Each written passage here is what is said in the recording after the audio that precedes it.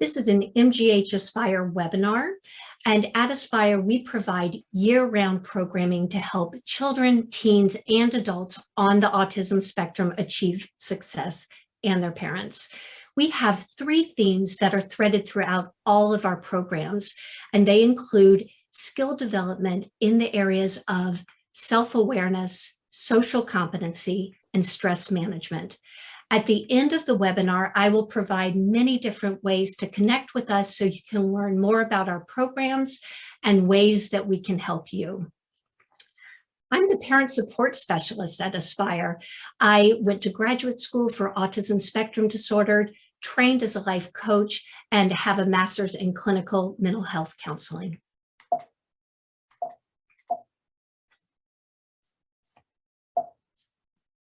Sorry, having a little glitch getting it to fast forward. Okay, I am so pleased to warmly welcome Sue Ann Pien, our very special guest today.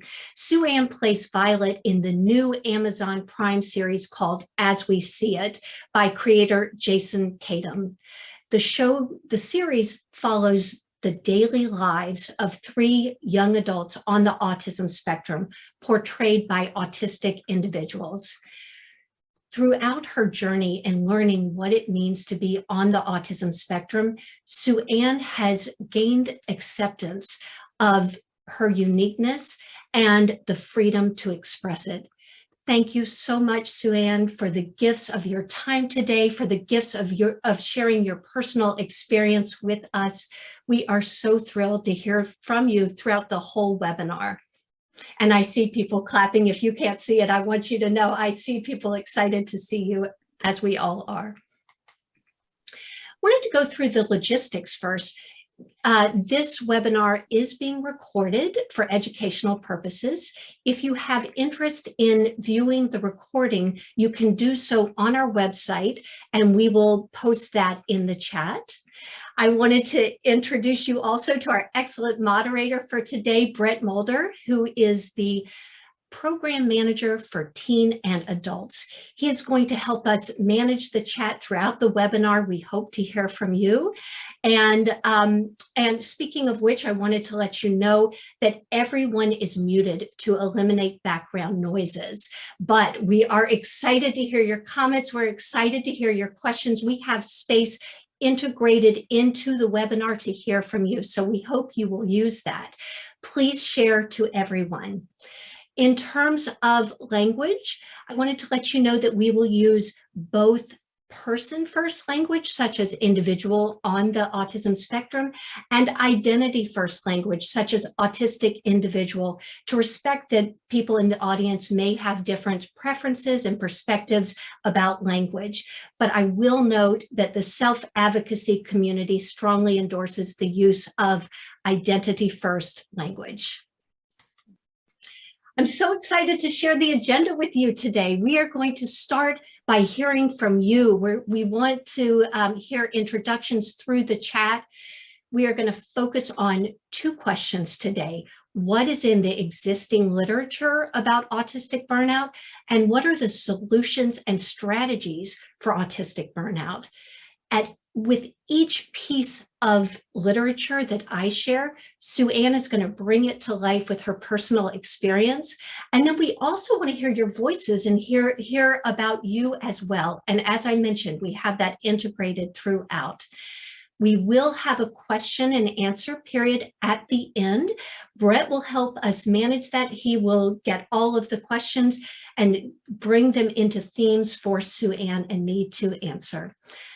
I wanted to let you know that there is very little research on this topic, but there is an excellent study that was written up in Autism in Adulthood in 2020.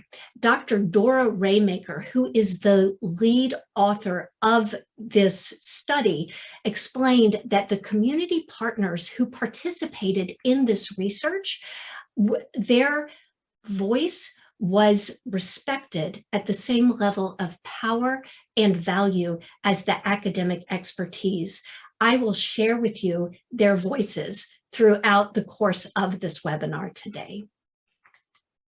So in the chat now, please let us hear from you. We would love to know whatever you're comfortable sharing. I will tell you, I think it's been inserted in the chat already, but the chat will be shown on the recording. So if you would like to change your name, please feel free to do that now. But what we'd love to hear from you is your name. We're very interested in your roles so that we can understand how to best target our comments to you. And we'd love to know if you have any specific questions that you would like to get answered. So we'll take a moment for that right now.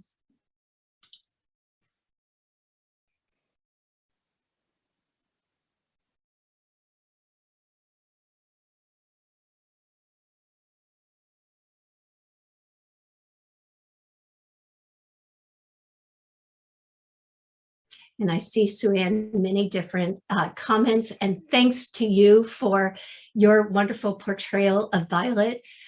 Thank you. I see that there are people here who are parents, a lot of parents so far. Thank you for that. Pediatrician, 17-year-old on the spectrum, and a lot of wonderful comments for you, Sue-Ann. Thank you. And we've got some great questions here that are being posed. Another parent. Oh, it's great to hear from you. Excellent. Thank you so much for sharing all of that.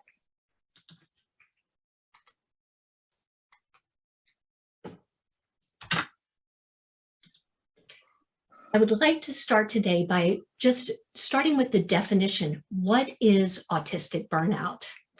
The research indicated that, and the research was really to understand and define autistic burnout. That was the purpose of the study. And the research described that autistic burnout is conceptualized as resulting from chronic life stress and a mismatch of expectations and abilities without adequate support. It is characterized by pervasive long-term exhaustion, loss of function, and reduced tolerance to stimulus. So the autism community has described this as a feeling of incapacitation, exhaustion, and distress in all areas of life.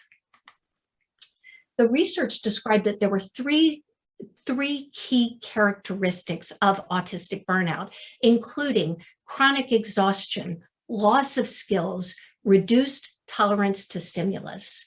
So one of the participants in the research described their chronic exhaustion as, I've had many people say to me many times of the years, but why are you so tired? What have you been doing? The brutal truth is that for an autistic person, simply existing in the world is knackering, never mind trying to hold down a job or have any sort of social life. We need a lot of downtime in order to recover from what, for most folk, are the ordinary things of life. So now, finally, we are getting to hear Sue-Ann's voice. We are excited. Sue-Ann, if we could start with the context for your burnout, if you could tell us when it occurred and share what you can about how it occurred, and then related, tell us about the chronic exhaustion part, that would be great. Thank you. Yeah. Oh my gosh. So I had a really tough time by the time I entered high school, teenage years. I wasn't able to make the transition very well from an elementary school setting to where there was like, there was a ton, it was just different in junior high. I remember because suddenly we were going from— You're welcome. Sure, bye-bye. We were going from class to class to class, and the kids were suddenly a lot older and different, and the teachers weren't as, the teachers would change. So I think there was, and then on top of that, there was a lot of stress. I didn't have the necessary support from my home or family life. And that just made things also more difficult because there were a lot of expectations on my behavior that I wasn't able to intuitively figure out or understand. So I would get in trouble for things that felt unfair. Like it wouldn't make sense to me. For instance, if my mom gave me $20 to give to the babysitter who's supposed to pick me up from school, and in my mind, money is money, and I had $20 worth of change. So I just thought, well, I'm just going to give him $20 worth of change so I could keep the $20. Like there was nothing malicious about it. I wasn't trying to do anything, to embarrass her. And so I give, and he's like this old man, he's like 80 years old or whatever, I don't know. And then, I'm really honest. So I just told my mom, I was like, oh yeah, I just gave him like a bag of change. But her reactions, which is going to be true throughout my life, her reaction to that was so above and beyond. It was like, she was so angry and mad that I did that, like as if I was trying to do something to harm her.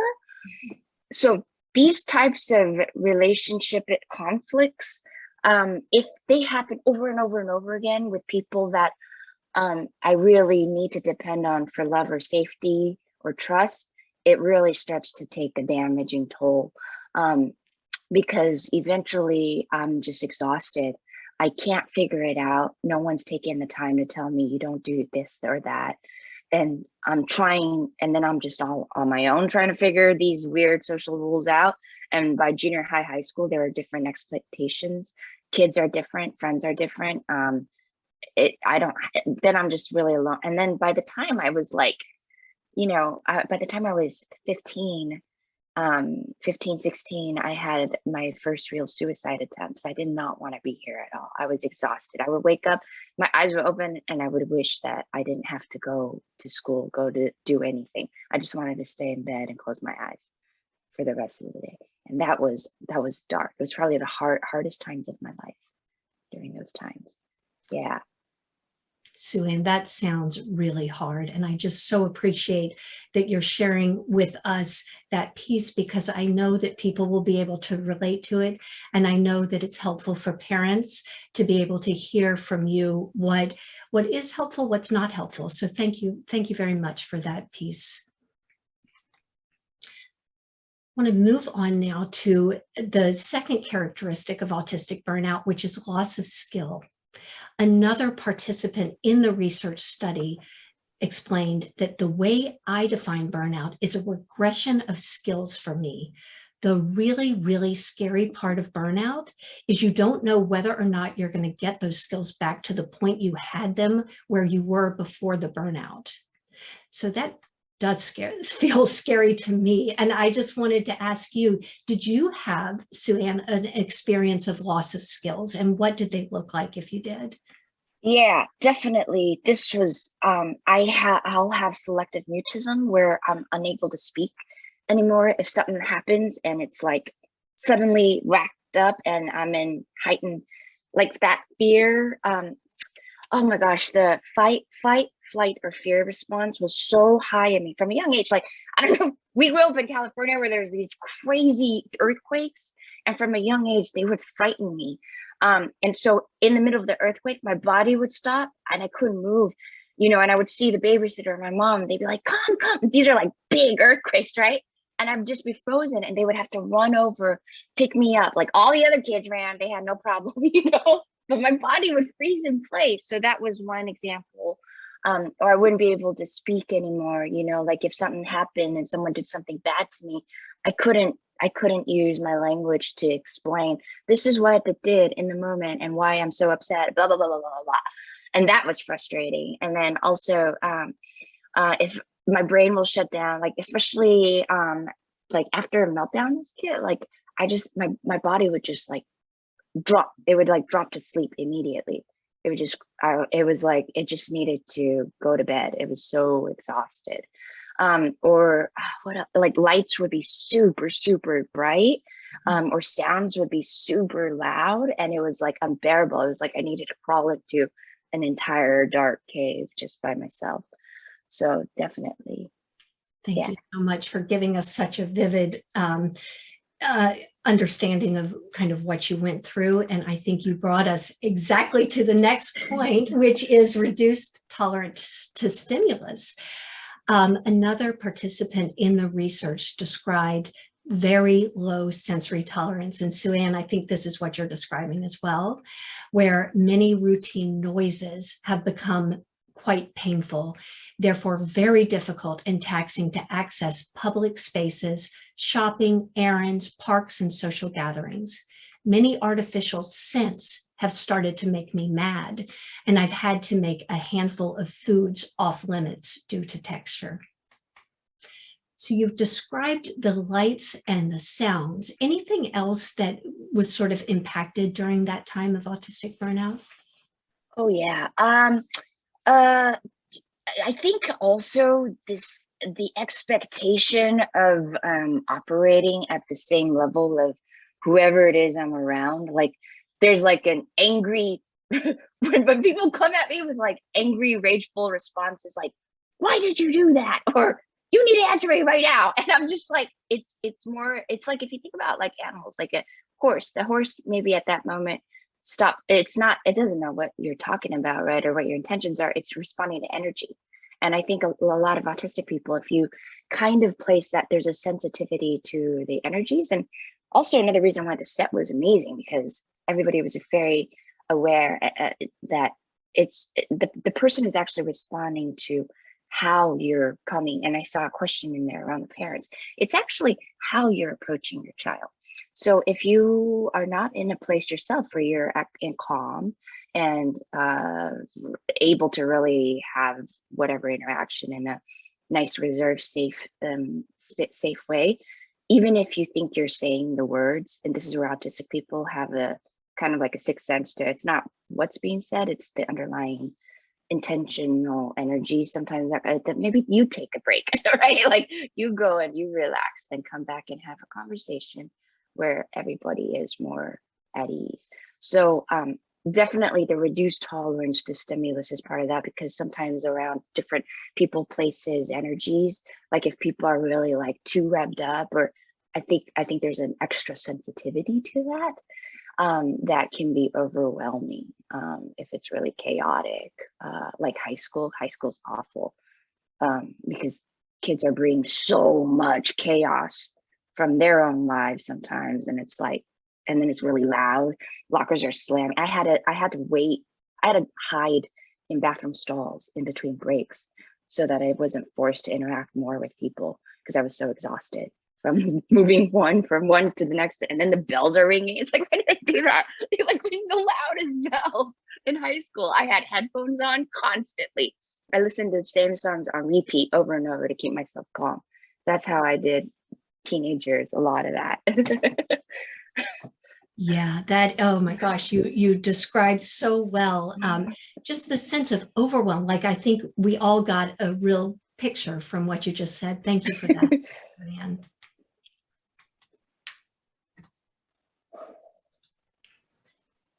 This is another quote from a participant in the research, and they said, "These periods of burnout caused problems at school and work.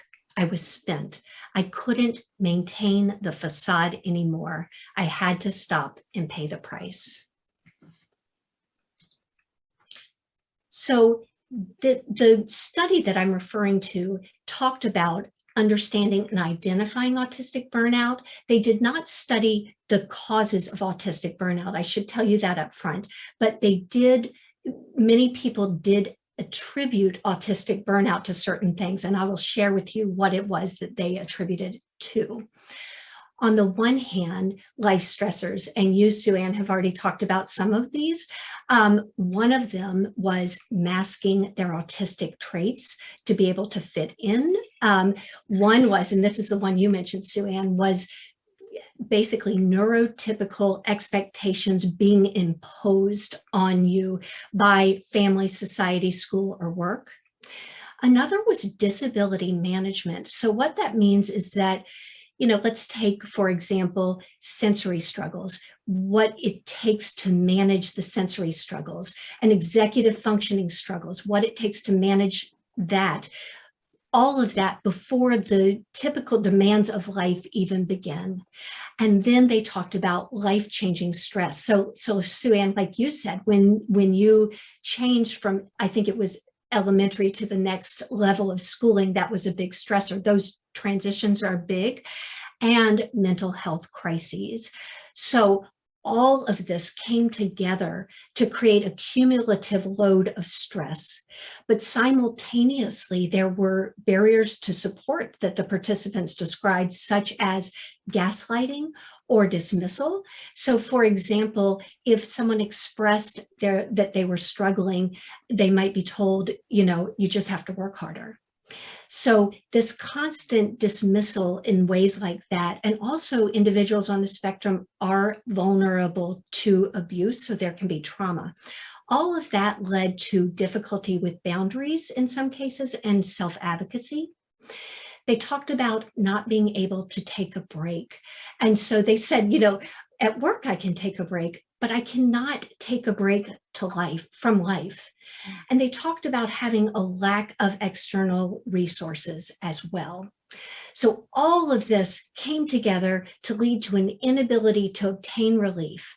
So on the one hand, there's this huge amount of stress. On the other hand, an inability to obtain relief. This led to an expectation outweighing the abilities, where they just couldn't do what was asked or needed in the situation anymore. And this turning point was where they experienced autistic burnout. So I'd love to go to you, Sue Ann, and basically say, what of this do you relate to? Anything that you could shed light on with regard to what I just described would be great. Oh my gosh, yeah. I wish I had this when I was younger. It would have really prevented how hard life was. All of it. So, so there's like my masking, because there was a lot of negative reinforcement that if I couldn't behave, say, or do something the right way, look someone in the eye, smile, I was groomed to act my entire life. But if that mask got dropped, there was an immediate negative, whether I was verbally, physically reprimanded, there was a lot of hard consequences. So by the time I hit even high school age, I was like constantly trying to pretend to be someone I wasn't, because if I didn't, there was an internal stress of like, something bad's going to happen, something bad's going to happen. Like if I just needed a stim, if I just needed to do something. So it also meant, I didn't have the right support, because in my family growing up, that's also looked down upon. Any type of therapy, any type of psychological, thing in the way I was raised, it was really like, there must be something wrong with you, and our family's just not like that. So it's like, you cannot go and ask for help. I think poor boundaries, poor self-advocacy, not knowing when somebody meant harm, that was very hard. Like it was long, because kids would do things like pretend to be your friends, right? And then they would steal from you or do something behind your back. It was so hard to tell who was a real true friend and who wasn't. And that was very difficult to navigate. Going into adulthood, teenage years and college years, it became much more easier to self-isolate. Can't take a break from life. I so relate. I have these things now built into my life today, thank God. And it does, and I don't care if they don't look like the way everybody else does something. I go to Disneyland for the day by myself, because that's the one place I could go where I don't have to act, be social, be around anyone. And I know it like the back of my hand. So it's a very safe, structured environment, like sets can be for me, very safe and structured. Life change stress. I have support today for because there's a lot of transitions, and I realize that I get stressed out during some of these transitions, whether it's like travel or a change of, I have the right counselors, and we take our time to like talk through all that. Just gaslighting, dismissal, always told, I remember I had this like piano recital from a young age, and because when I got really stressed out. I needed to physically release. I needed to stim. So I was outside, you know, with a dress on, like kicking a basketball around, and my mom came out and she was livid and she like blew up at me. So here I am about to perform at his basketball recital, and I'm trying to manage my stress levels. And she's like, you know, why are you making a mess on your dress or whatever? And, you know, because of my motor skills, sometimes things would fall. Like I still have a hard time eating without things getting on my clothes and whatever. It's like, you know, we're going to have to work around that. And so, but as a young age, I didn't get any support around that. And so I'm like in tears, and then I'm put like up on the piano recital and messing up all of these things that I usually would play very well. And that just like compounding like how hard life is on top of it. So I would just say, oh my gosh, like just be kind, man, just be gentle and kind. It's also different because, you know, for if it's different when like you have an autistic person who's nonverbal, because people will go out of their way to like, they treat them different, right? So when you have a kid who's like super highly verbal, then there's an expectation placed upon that kid. Like, well, you're supposed to be like all the other kids. You're a little odd, but why didn't you know? And it's like no. Even at school or all that. And also intelligence, like I got straight A's, so there was nothing wrong with my intelligence levels, right? I have super high IQ. So the things that I did do that didn't match up was like looked down upon, and I didn't get support for. So Oh, yeah. thank you so much, Sue-Ann, for that. That was such a great overview of so many different pieces of this. And also you gave us some strategies that I heard in there that we'll talk more about later, but that is such a great sneak peek into that piece. Thank you.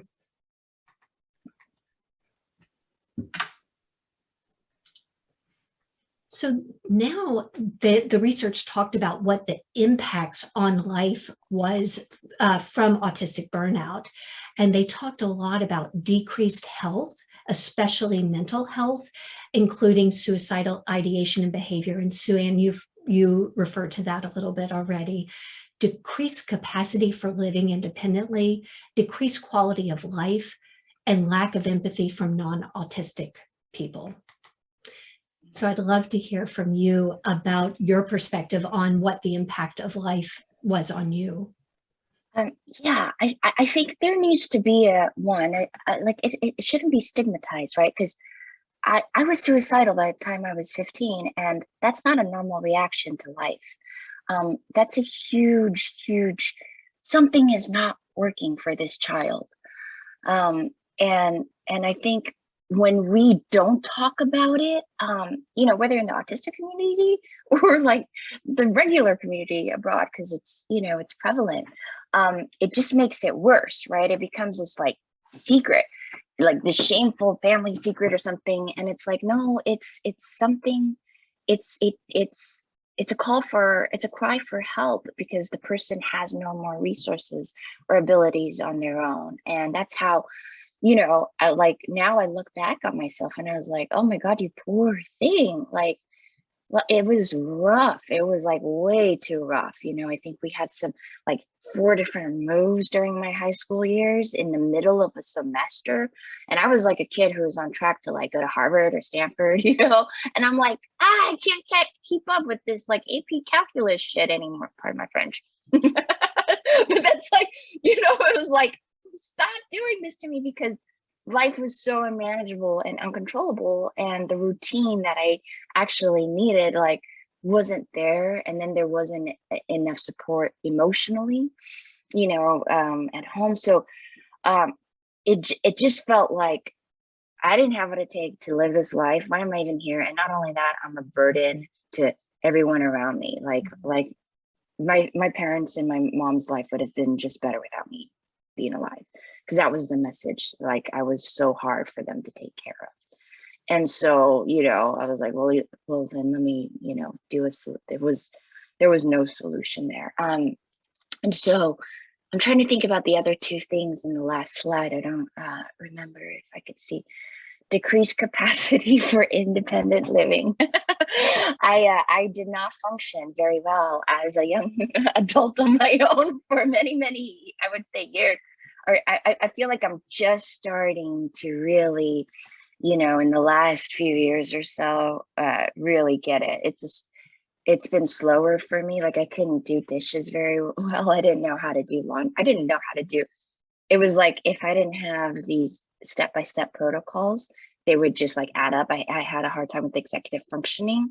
And so I needed, one of the biggest supports was when I did this life coach thing and I was taught how to use a planner and just put everything in the day on there.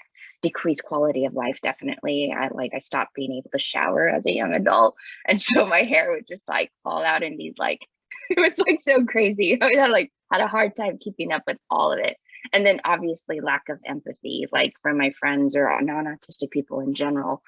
I was seen as rude if I would bring food from another establishment to go eat in another restaurant. I didn't know you can do that because in my head, it's like, this is a table, this is where you sit and eat food.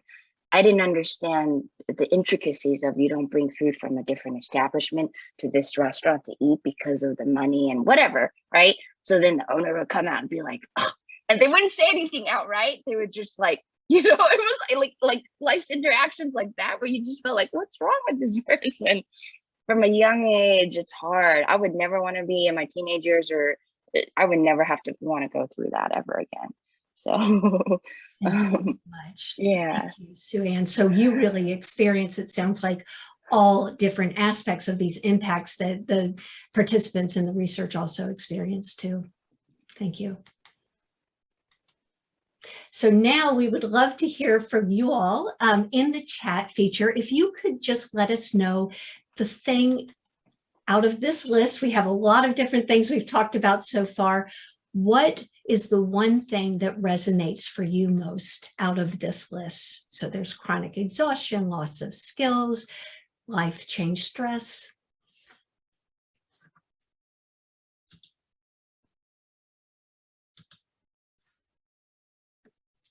Chronic exhaustion. Masking.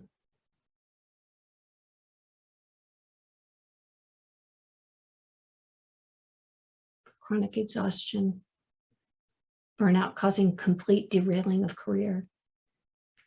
Decreased quality of life.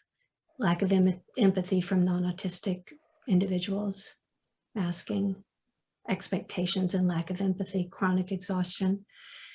I think from this list, I hope it shows people who have experienced autistic burnout that you are not alone, and really want to just express that piece.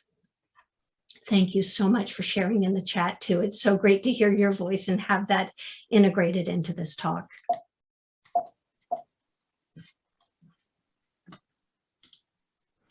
So now let's move to the solutions portion, and you have brought us so nicely into part of this already, Sue Ann, and I'd love to talk about what the research has indicated are solutions. One is support and acceptance on an individual level. So that could be from family members, that could be from friends, peers. Support and acceptance on a community level. So that could be like, for example, from MGH Aspire or other autistic advocacy communities as well. Attending to autistic needs. Sue Ann, you talked about stimming, like attending to those types of needs, unmasking, using autistic strengths, reasonable accommodations at work and at school or at school. Instrumental supports. So that could be like if some people have experienced a hard time cooking during periods of autistic burnout. So having support with cooking, or a lot of people struggle with cleaning, having support with that, getting mental health support. Time off or breaks. So, and you mentioned that was important for you. It sounded like some people voiced that they needed 2 months or more of a break. Other people could just integrate breaks throughout their day. Setting boundaries, we're going to dive pretty deeply into the setting boundaries piece a little bit later, but also understanding the ASD diagnosis and having an early recognition of autistic burnout. And then these are a whole bunch of strategies that the Nikoski's sisters wrote about in their book, Burnout. And I'll show you an image of the book a little bit later. I will just highlight the biggest picture of them. Manage the stress response within your body and understand that the stress response is different than the trigger, and also manage the trigger. Set boundaries. This is the one we're really going to dive into. I want to draw your attention to the 42% rule. That rule indicates that we should spend 42% of our time caring for our mental and physical health. And I will show you a tool with regard to this later. Energy accounting, that is looking at the energy that it takes to do things, so like a withdrawal, and what gives you energy, so deposits, and I'll talk more about that. Having a healthy lifestyle, asking for help, finding your meaning, and unmasking. So Anne, you've talked about this a little bit, and we'd love to hear more about solutions and strategies that have really been helpful for you. Oh my gosh. Yes. So one of them, actually, I should also say, is also self-awareness, because so much of what I was going through, I wasn't aware that, oh, it's because I'm autistic on the spectrum. One, because anything that was odd or abnormal about myself from a very young age was, you know, like pretty much driven out of me, or groomed out of me. So acting was a big part of how I had to go around the world, but it didn't work because I would just go home and have meltdowns. I didn't have meltdowns a lot of times in public, right? But I would like hold it, and then I would get home and it would be like, just rage. Like I couldn't, it's so difficult. Like, because like to sit in a class for like 8 hours at a time was like ridiculous. It was ridiculous. So it was, the solution is, so as I got older and as I started to recognize and have to find my own way, right? Like, oh my gosh, I had no idea that like what I'm going through. There's a whole community of people, there's support. So that's the one thing I would say, is actually try to spend as much time around other autistic people. Like even on set, we had Elaine Hall, she works with the Miracle Project. It was like the days we shoot with Drama Club, it was so fun because all of the like different people would come. And then, you know, it's definitely when you find your tribe, it's easier because you guys can laugh, like hanging out with Andrew Duff, who plays Douglas. Like we just also have so much fun, and because especially if you guys have the same interests. Like today, I have friends who I have the same interests that I love. Like rock climbing is one thing I do because I also have a ton of energy. So if that energy doesn't get expended in a productive way, it will come out sideways, you know, in an unproductive way. And rock climbing was really good because it also strengthened like my body. Sometimes it hurt, it gets skinny really fast. I have hypotonia.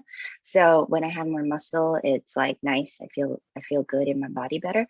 I loved it. So finding your special interests, friends that share your special interests and that are similar to you and won't judge you. But because like I don't try to go and hang out with people that don't want me around anymore. It's just not a thing. And that was something when I was young, I thought I had to do because it was reinforced in my home. And I was like, that person's kind of like me. And why bother? Like, I don't need to go around people, places, or things that don't want me around. So that's really nice. I love that. Setting boundaries, I'm starting to learn. Like I said, like I'm actually growing through a lot of it. It's so amazing because I've now in contact with more people who are autistic than I've ever been, and people who also support autistic people than I've ever been in my entire life.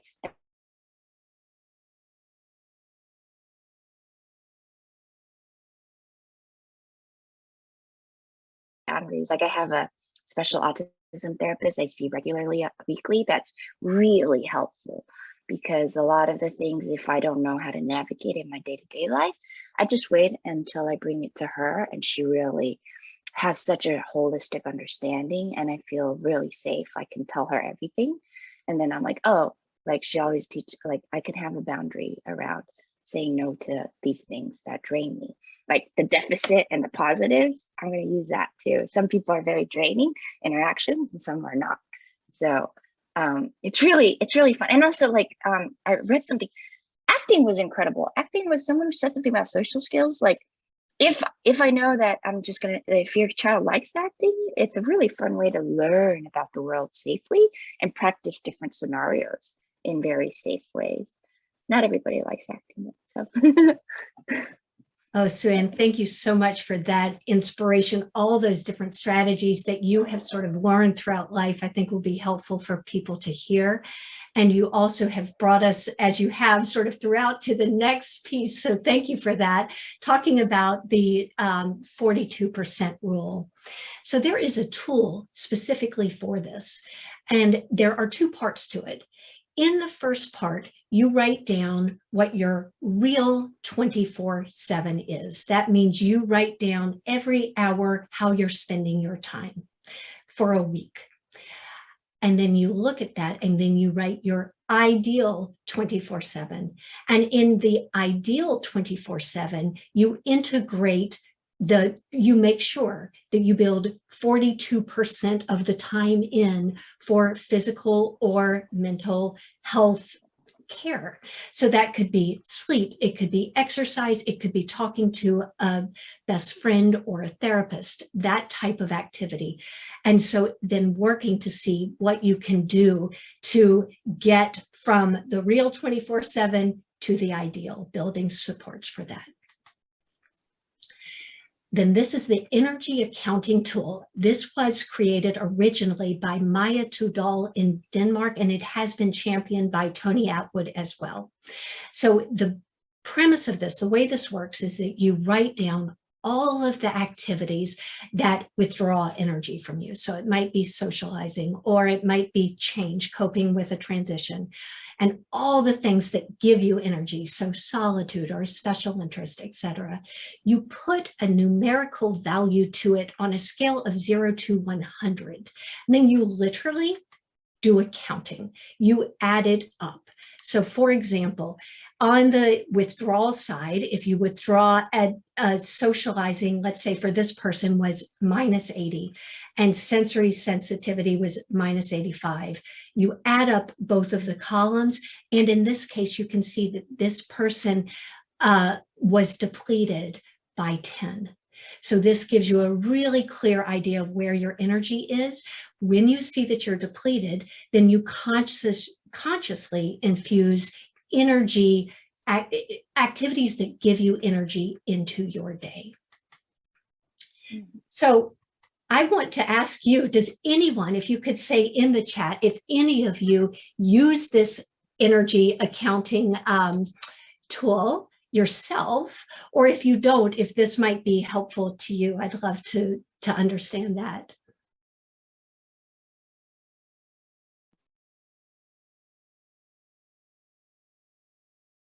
Heck yes, helpful. Thank you. This is going to be very helpful to Measurable.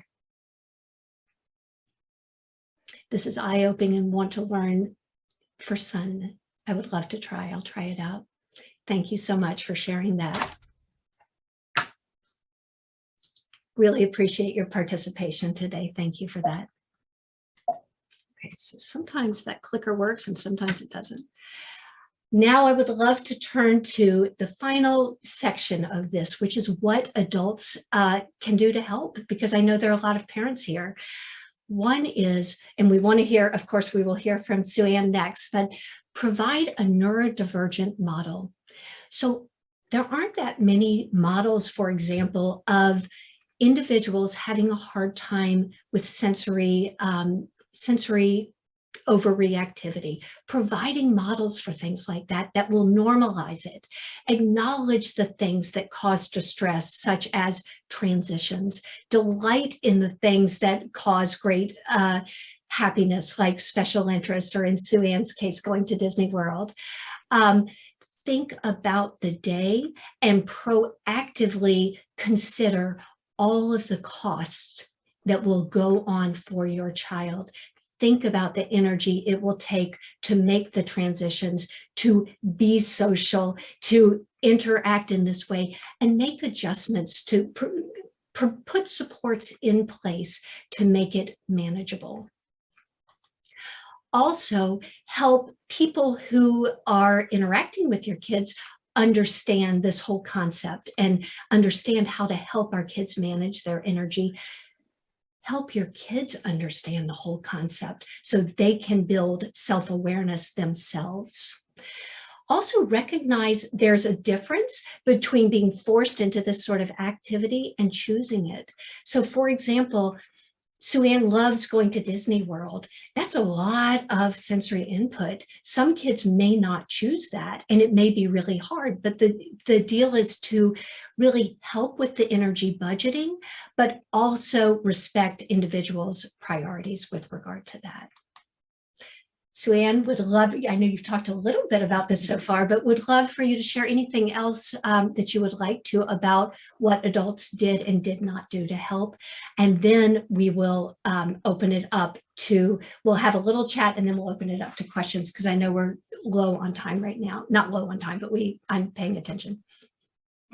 Yeah, definitely. I didn't get any support because, I wasn't diagnosed from a young age. So I was shoved into this, I would just do things that I would learn how to stim in ways that looked socially appropriate. I would sing, I would dance. It's funny because my dad spins in circles and he was like, try this. And by the time I was a teenager, I was like, I'm not going to do that. And do you know how hard it is just for me to look normal in school? And so how adults did or did not help. Actually, hanging out with my dad was very helpful because we were very, very similar. So there was an innate understanding. My dad, he was an aerospace engineer. So, and him and my mom divorced when they were 3. So my mom had a lot of, it was just so much harder, with my mom and my stepdad. Like I couldn't leave my bedroom. The only thing I wanted to do when I came home was like stay in my bedroom. I never wanted to get out of there. And there seemed to be a lot of judgment or heaviness around that. Or if we were in the car together, there was no understanding that this was a transition. It's very difficult. So I would have headphones on and I would just listen to the same song on repeat over and over. And my parents thought it was like rude if I didn't want to interact constantly. Also, like building in just space and time. I don't do things from like this. I don't burn myself out. I let myself have a lot of downtime. So yeah, having adults that did or did not help inadvertently did not help. I think most of the people would feel really bad if they understood how hard life was for me.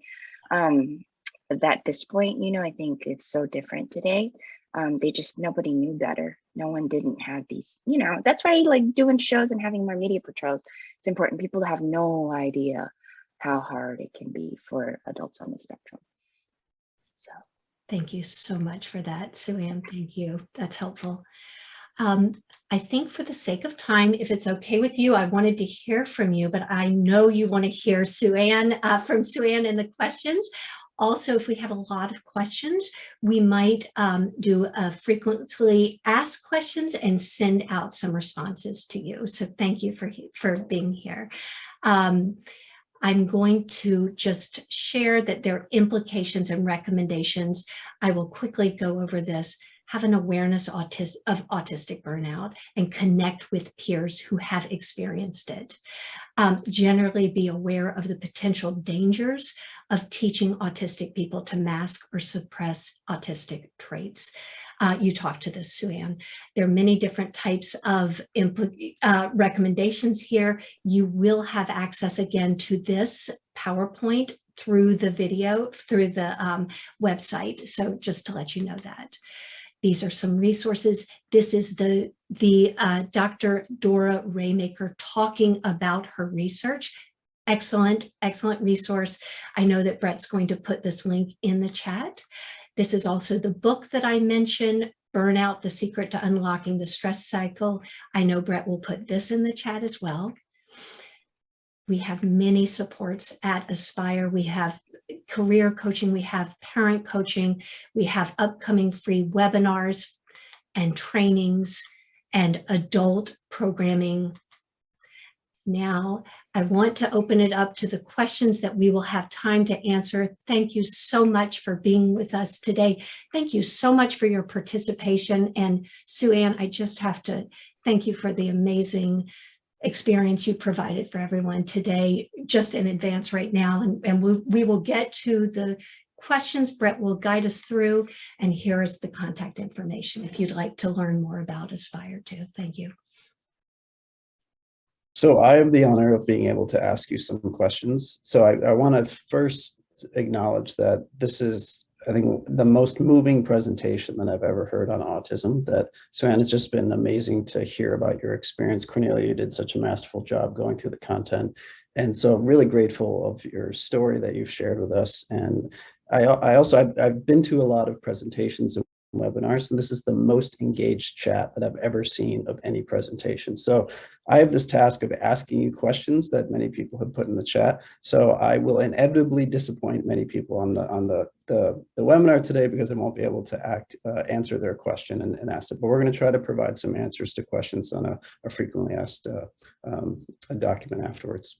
So I've been trying to kind of collect some themes that individuals have been asking in the chat. I think there are some parents who have children, teens, or young adults who are autistic. There are some autistic individuals themselves who are here today.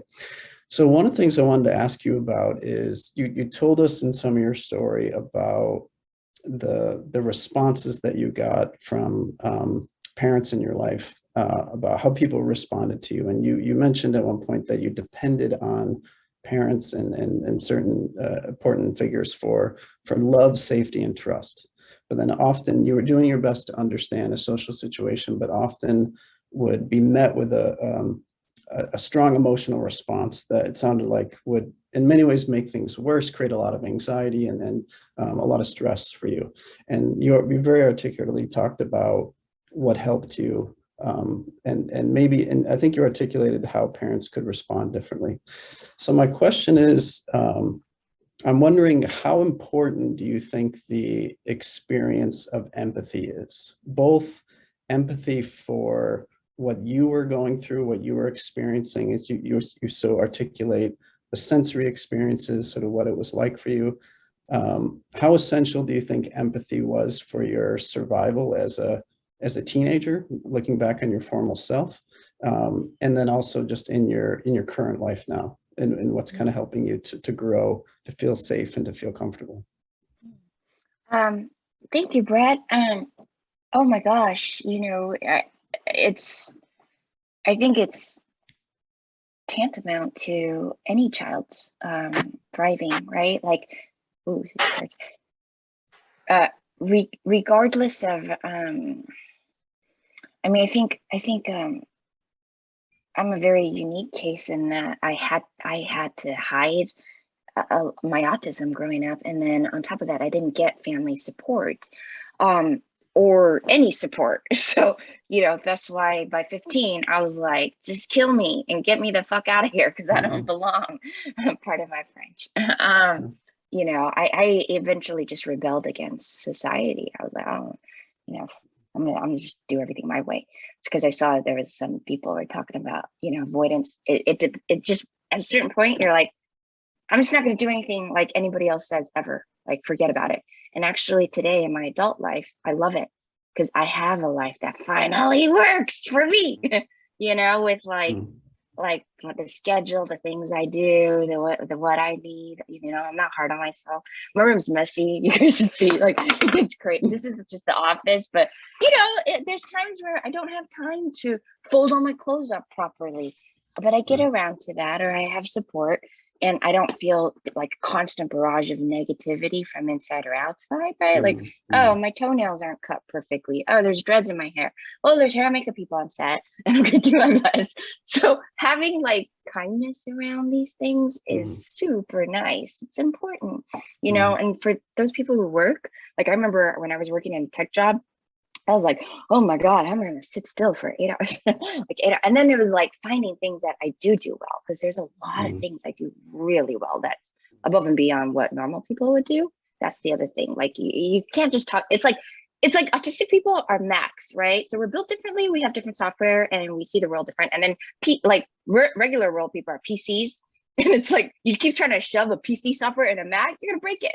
So don't do that. That's all. Just like learn the language. It's different. It's just different. Yeah. Yeah. I think that's such a beautiful way of looking at it, that there's all these unique gifts and talents you bring to the world, and that autistic individuals bring to the world. And I think connected to that, we only have a few minutes left, but you also mentioned the importance of finding your tribe, finding the sense of community where you didn't feel like you had to mask. You could kind of just be yourself in all of the wonderfulness that it is. And I wonder if you could speak a little bit more to that, about how essential and important it is to find a group that you can connect around some shared interests, feel a sense of belonging, a sense of tribe. And I hear this sense of self-compassion, self-love, acceptance, but was that facilitated by finding a tribe, being in a community, having relationships where you really felt a sense of community, sense of belonging? Yeah. I mean, like my best friend literally saved my life because she stayed on the phone with me until I stopped breathing, and she called the medics, because when I came home every day, it was like a war zone in my house, and I'm on the other side of enemy lines, and I didn't understand why I was on the other side of the enemy lines here. So I had these best friends that filled in for me as family and support, and so however you find people, it's important to have those types of relationships, people who are kind, understanding, you can laugh and play with. My best friends would be like, oh my God, like, if I was your mom, I'd kill you. Because I was like kind of out of control too. By the time I was a teenager, I just rebelled against her. I lost respect and trust in her, right? From a young age, this person didn't have what it took to care for me. So I stopped believing that they were gonna know, it's different today, thank God, it's, now I can look back and understand, oh, my mom was under a lot of stress. She needed help. She didn't get the help, right? So, I think I heard this thing that like people on the spectrum are it's the longer trajectory of maturity, like growing, and I could definitely relate to that, because there's things that now I'm like, I see what other people meant when I did this or that. Like, it's just slow. Like, even my dad, like, he's so cute, like I'd be older and I'd take him to go meet a date, and he had no problems. Like, he had, like, strengths is like, he wasn't homophobic, he's not racist, he was like, oh yeah, have your girlfriend come live with us. I'd take him and he'd play video games at my, girlfriend's like house the first time he met her. He was playing video games with her little 7-year-old son. So that's like, well, he's pretty cool. He wasn't homophobic. Strengths and weaknesses. Pretty accepting, which is nice. So be around, people like, I don't know. And I hear how the supportive relationships of people where you could just really be yourself with were so crucial and life-saving for you at times in your life. So we're unfortunately out of time. I have learned so much from hearing from you. I think all of us have benefited from this conversation with you and hearing about your experience. So incredibly grateful for this time that you've shared with us, and it's been invaluable. So thank you so much, Sue-Ann, and also Cornelia, for just leading a fantastic presentation today.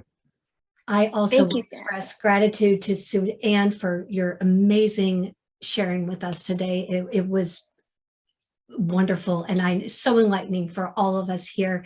Thank you to everyone who joined us. We really appreciate that you did, and thank you for your participation. Thanks, guys. Thank you.